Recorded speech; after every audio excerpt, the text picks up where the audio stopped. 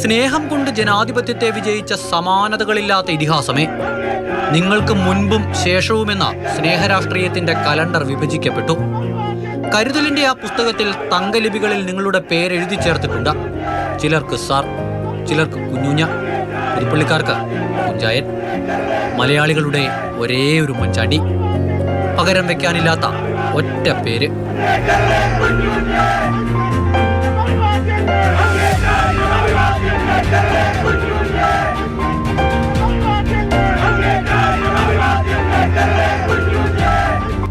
July 18 രാവിലെ 4:30 ആ വാർത്തയെത്തി.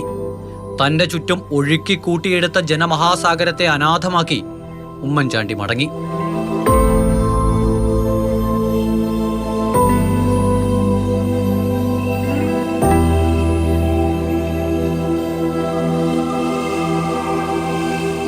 അന്ന് മാതൃഭൂമിയുടെ വാർത്തക്കടിയിൽ കണ്ട ഒരു കമന്റ് ഇങ്ങനെയാണ്: കുഞ്ഞുഞ്ഞു വരുന്നു എന്ന വാർത്ത അറിഞ്ഞപ്പോൾ തന്നെ സ്വർഗ കവാടത്തിൽ ദൈവം കാത്തുനിന്നു.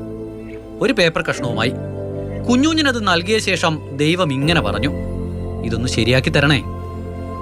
അങ്ങനെ പേപ്പർ കഷ്ണത്തിൽ പരാതി നൽകിയ പലർക്കും ഉമ്മൻചാണ്ടി ദൈവത്തെക്കാൾ വലിയവനായിരുന്നു.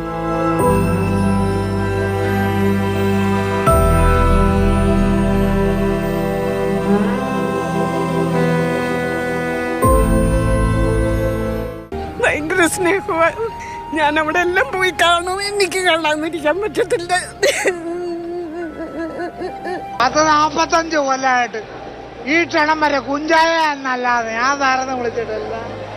എന്നെ എടോ ഷാജിയൊന്നും അല്ലാതെ എന്റെ കുഞ്ഞാനെ വിളിച്ചു. അതാ എന്റെ കുഞ്ചായ. കാറിൽ തിങ്ങിഞ്ഞെരുങ്ങിയിരുന്നു പോയിരുന്ന വഴിയിലൂടെ വിശാലമായി കിടന്ന തന്റെ വീട്ടിലേക്ക് അവസാനമായി ഒന്ന് പോകുകയാണ് ഉമ്മൻചാണ്ടി. പക്ഷേ ഉമ്മൻചാണ്ടിയെ മലയാളി വഴി തടഞ്ഞു.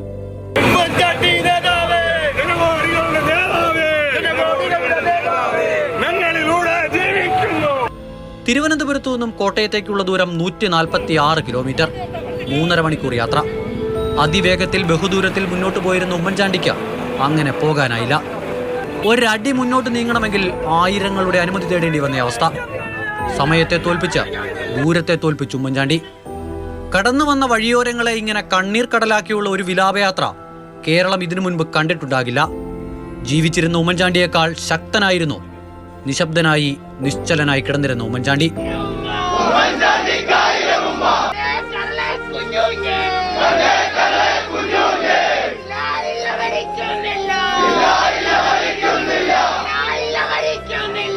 അന്നത്തെ മമ്മൂട്ടിയുടെ അനുസ്മരണക്കുറിപ്പ് അവസാനിച്ചത് ഇങ്ങനെയാണ്: വിടവാങ്ങിയ ശേഷമാണ് ഉമ്മൻചാണ്ടിയുടെ ശരിപ്പൊക്കം വെളിവായത്. അദ്ദേഹത്തിന് ആരും ഡോക്ടറേറ്റ് നൽകിയിട്ടില്ല. നൽകുകയാണെങ്കിൽ അത് മനുഷ്യ സ്നേഹത്തിനുള്ളതാകും. കഴിഞ്ഞ ഒരാണ്ടുകൊണ്ട് കേരളം അത് മനസ്സിലാക്കുന്നുണ്ട്.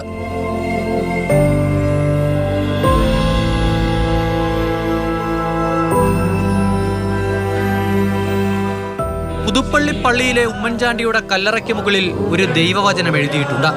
ഈ മനുഷ്യൻ സത്യമായും നീതിമാനായിരുന്നു. അമൽ തേൻപറമ്പിൽ, മാതൃഭൂമി ന്യൂസ്, തിരുവനന്തപുരം.